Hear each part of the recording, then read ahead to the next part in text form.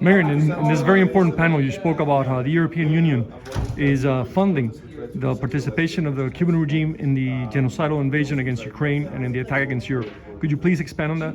Yeah, so we're here at the Europe Liberty Forum discussing the issue of Ukraine, and I specifically raised the issue of Cuban mercenaries being used by Russia, and why that's only possible largely due to the continued funding of EU of the Cuban regime.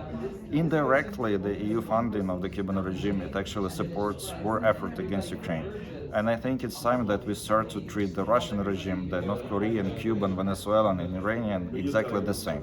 Because for some reason, unbeknownst to me and understood by me, there is this different treatment of Venezuelan and Cuban regime outside of Iran and North Korea and Russia.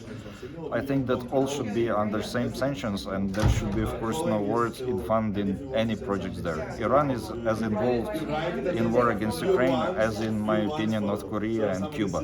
So yes, as there cannot be any projects of funding of EU in North Korea and Iran, so there cannot be any in Venezuela or in Cuba.